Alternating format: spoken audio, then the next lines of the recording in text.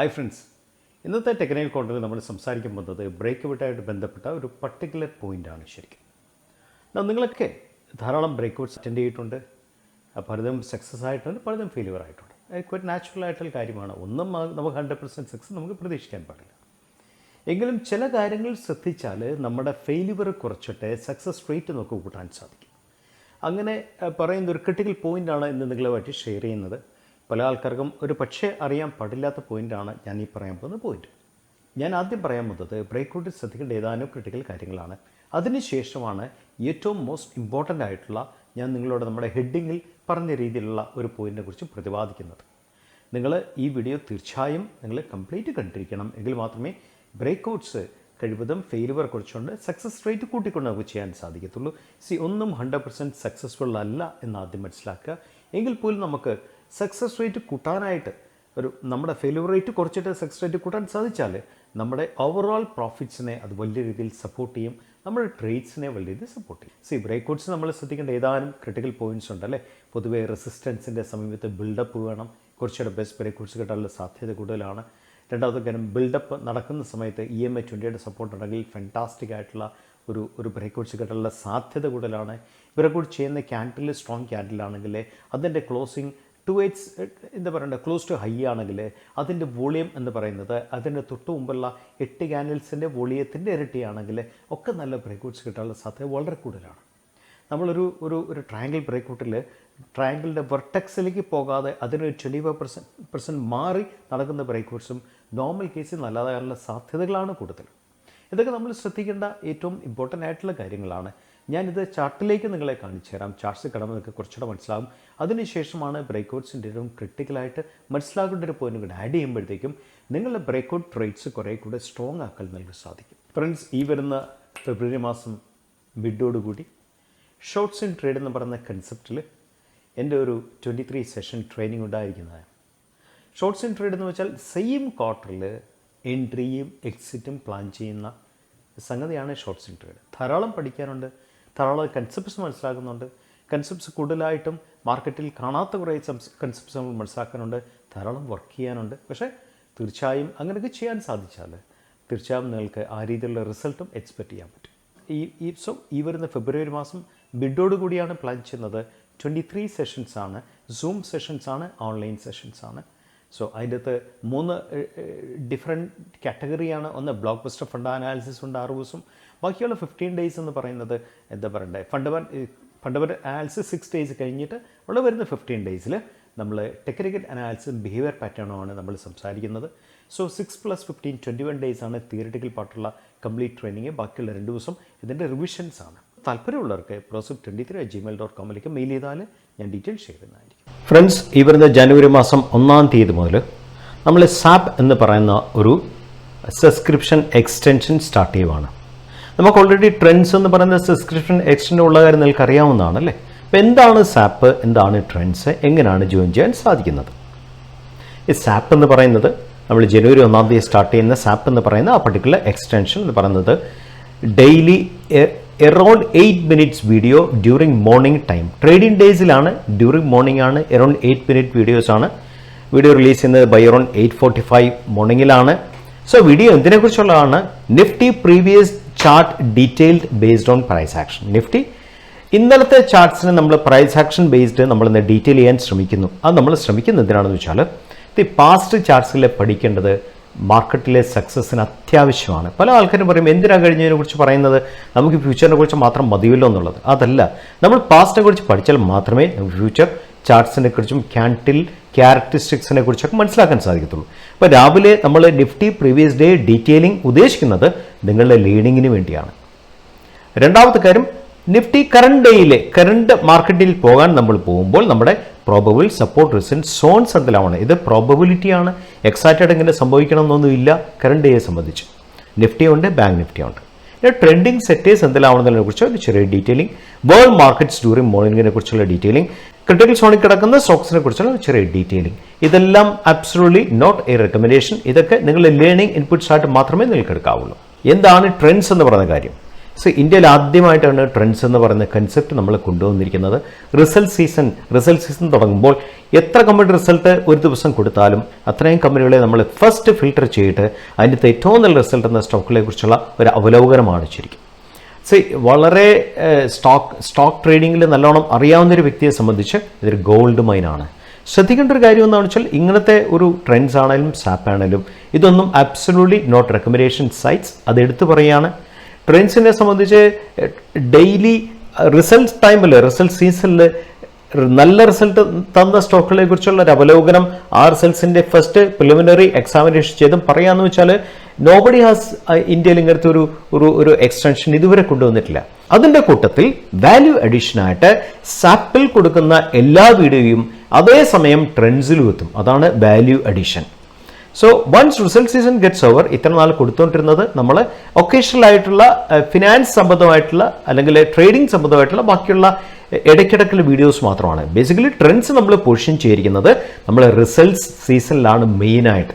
അപ്പം ട്രെൻഡ്സിൽ ജോയിൻ ചെയ്താൽ സാപ്പിലെ എല്ലാ വീഡിയോയും കാണാൻ പറ്റും. പ്ലസ് ട്രെൻഡ്സിൽ വരുന്ന special video especially result season വീഡിയോയും കൂടെ കാണാൻ സാധിക്കും. എങ്ങനെയാണ് ജോയിൻ ചെയ്യുന്നത്? നമ്മുടെ ഇക്വിഡെബിസിൻ്റെ ആ ഒരു യൂട്യൂബിൽ പോയാൽ ഇക്വിഡെബിസിനോട് ചേർന്ന് ഒരു ജോയിൻ ബട്ടൺ കാണാം. ഈ ജോയിൻ ബട്ടൺ ക്ലിക്ക് ചെയ്താൽ നമ്മൾ ജോയിൻ ബട്ടൺ നമ്മളെ സാപ്പിലേക്കും കൊണ്ടുപോകും, ട്രെൻഡ്സിലേക്കും കൊണ്ടുപോകും. എന്നിട്ട് ഇവിടെ ജോയിൻ ബട്ടൺ എങ്കിൽ ജോയിൻ ബട്ടൺ സാപ്പ് വേണോ സാപ്പിൻ്റെ അവിടെ ക്ലിക്ക് ചെയ്താൽ ജോയിൻ ബട്ടണിൽ പോകാം.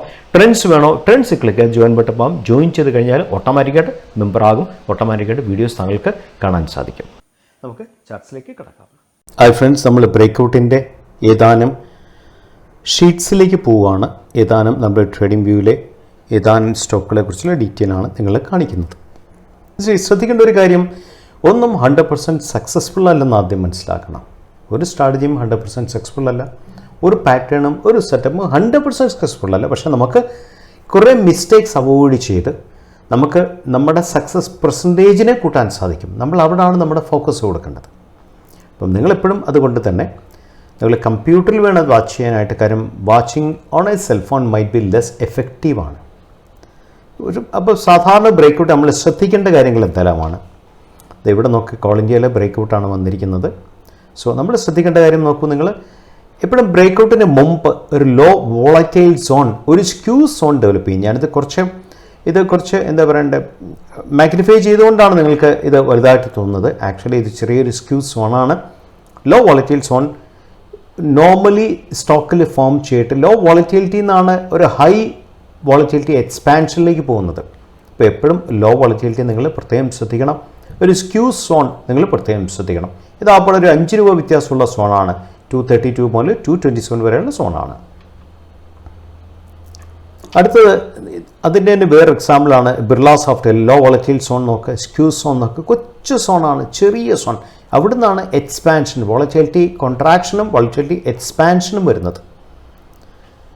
അടുത്തത് നിങ്ങൾ ശ്രദ്ധിക്കണം, ബ്രേക്ക്ഔട്ട് ക്യാൻഡിൽ നോക്കണം. ബ്രേക്ക്ഔട്ട് ക്യാൻഡിൽ പ്രത്യേകത എന്താണ്? ബ്രേക്ക്ഔട്ട് ക്യാൻഡിലെ വോളിയം എന്ന് പറയുന്നത് ഈ ക്യാൻഡിൽ വോളിയമാണ്. അത് പ്രീവിയസ് 8 ക്യാൻഡിലിൻ്റെ വോളിയത്തിൻ്റെ ആവറേജിൻ്റെ ടോയ്സ് ആയിരിക്കണം on an average.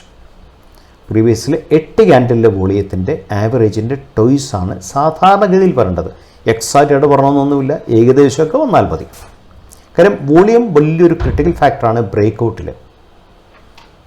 Volume is very critical in breakout. നോക്കുക, ഈ ക്യാൻഡിലിൽ ബ്രേക്ക്ഔട്ട് സംഭവിച്ചു, പക്ഷേ വോളിയം ഇല്ല.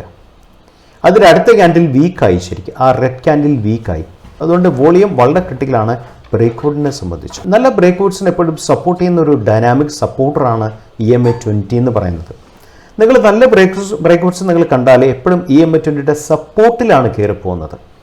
ഒരുമാതിരിയുടെ ബ്രേക്ക്ഔട്ട്സ് ഒക്കെ നിങ്ങൾ ശ്രദ്ധിക്കണം. EMA20യുടെ സപ്പോർട്ട് ആവാതെ നിങ്ങൾക്ക് കാണാൻ സാധിക്കും. ഏറ്റവും ശ്രദ്ധിക്കേണ്ട വേറൊരു കാര്യം, ബ്രേക്ക്ഔട്ട് ക്യാൻഡിലിൻ്റെ closing must be near to the high ആണ്. ക്യാൻഡിൽ ഹൈയുടെ അടുത്ത് തന്നെ ഇത് ക്ലോസ് ചെയ്യാൻ ശ്രമിക്കണം. അതിൻ്റെ അർത്ഥം എന്താ? ക്യാൻഡിലിൻ്റെ അടുത്ത് ക്ലോസ് ചെയ്യാൽ ബയർ ഇൻട്രസ്റ്റിനെ കാണിക്കുന്നത്. മേളിൽ അപ്പർ വീക്ക് വന്നാൽ അത് സെല്ലേഴ്സിനെ കാണിച്ചാൽ ക്ലോസിംഗ് ടു വേസ് ഹൈ കാണിക്കുന്നത് ബയർ ഇൻട്രസ്റ്റിനെയാണ് അവിടെ കാണിക്കുന്നത്. അടുത്ത് ബ്രേക്ക്ഔട്ട് ശ്രദ്ധിക്കേണ്ട കാര്യം, ഒരു വെർട്ടക്സ്, ഇതാണ് ഈ ചേരുന്ന ഒരു ഭാഗമാണ് വെർട്ടക്സ് എന്ന് പറഞ്ഞാൽ. വെർട്ടക്സ് വന്ന് ബ്രേക്ക്ഔട്ട് സംഭവിക്കില്ല. വെർട്ടക്സ് ബ്രേക്ക്ഔട്ട് എന്ന് പറയാൻ പറ്റില്ല. വെർട്ടക്സിൽ വരുമ്പോഴത്തേക്കും ഒന്നിലെ മുകളിലേക്ക് പോകും, അല്ല താഴത്തേക്ക് പോകും. എപ്പോഴും വെർട്ടക്സ് എന്നൊരു 25% മാറിയുള്ള ബ്രേക്ക്ഔട്ട്സിനെ കൂടുതൽ പവർഫുൾ ആണ് ശരിക്കും. ഇത് വെർട്ടെക്സ് ആണ് വളരെയേറെ മാറിക്കിടക്കുന്ന 25 അല്ല മോർ ദാൻ 50-60% മാറിക്കിടക്കുന്ന ബ്രേക്കൗട്ടാണ്. അത് പവർഫുള്ളാണ്. വെർട്ടെക്സ് എന്നുള്ള ബ്രേക്കൗട്ട് നോക്കുക. വെർട്ടെക്സിൽ നിന്ന് മാറി കിടക്കുന്ന ബ്രേക്കൗട്ട് 25% മാറിക്കിടക്കുന്ന ബ്രേക്കൗട്ടാണ്. വെർട്ടെക്സിൽ നിന്ന് എപ്പോഴും ബ്രേക്കൗട്ട്സ് മാറിക്കിടക്കണം.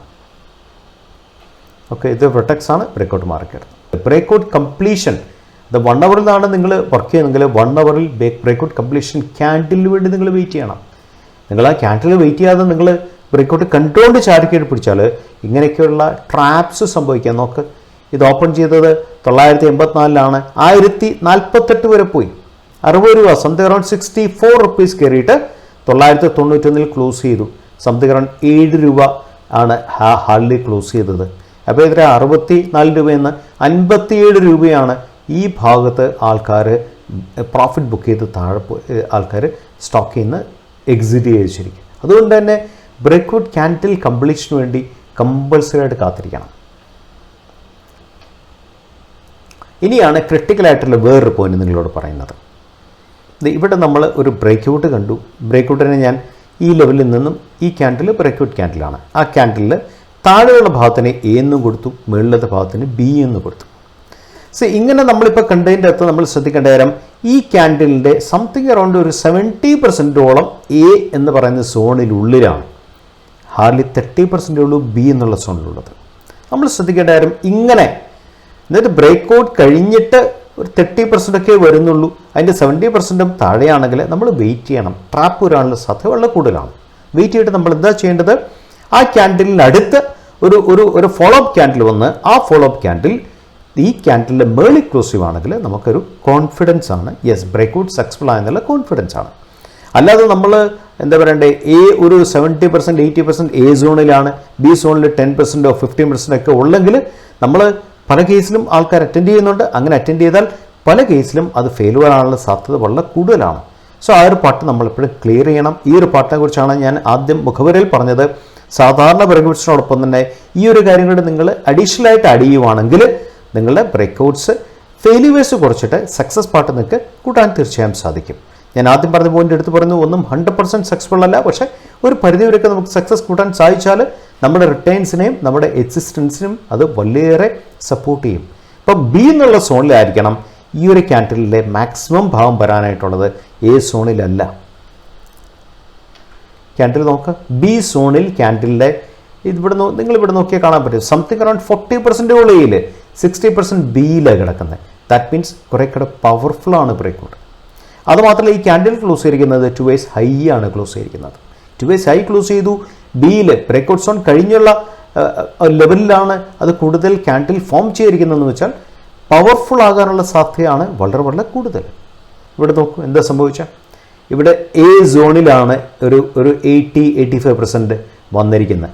ബി സോണിൽ ഹാർഡ്ലി 15% വന്നിട്ടുള്ളൂ. ബി സോണിൽ 15% വന്നു, നേരെ പോയി ഫെയിലുവറായിട്ട് താഴെ വന്നു. എന്ത് ക്രിട്ടിക്കലാണ് ഞാൻ ഇപ്പോൾ പറയുന്ന കൺസെപ്റ്റ് എന്ന് നിങ്ങൾക്ക് മനസ്സിലാകും. കൂടുതൽ ചാർട്ട്സുകൾ വർക്കൗട്ട് ചെയ്യുക. ഫ്രണ്ട്സ്, നിങ്ങൾ ഈ വീഡിയോ കണ്ടു കാണുമെന്ന് ഞാൻ വിശ്വസിക്കുന്നു. സോ ഈ ബ്രേക്കൗട്ട്സിനെ കുറിച്ചുള്ള ഏതാനും പോയിന്റ്സ് നിങ്ങൾ തീർച്ചയായും കുറേ ചാർട്ട്സ് വർക്ക് ചെയ്ത് നിങ്ങൾ തറവാകണം. എങ്കിൽ മാത്രമേ ബ്രേക്കൗട്ട്സ് നല്ല രീതിയിൽ എടുക്കാൻ സാധിക്കത്തുള്ളൂ. ആദ്യം പറഞ്ഞ പോലെ തന്നെ ഒന്നും 100% സക്സസ്ഫുൾ അല്ല നമുക്ക്. പക്ഷേ എന്നിരുന്നാൽ തന്നെ സക്സസ് റേറ്റ് കൂട്ടി ഫെയിലിയർ റേറ്റ് കുറച്ചാൽ നമുക്ക് we can always remain in a better profits എന്നുള്ള സങ്കല്പത്തിലാണ് ഞാൻ നിങ്ങളോട് ഈ വീഡിയോ ഷെയർ ചെയ്തത്. സോ സൈനിങ് ഓഫ്, മറ്റൊരു വീഡിയോ വീണ്ടും കണ്ടുമുട്ടാം.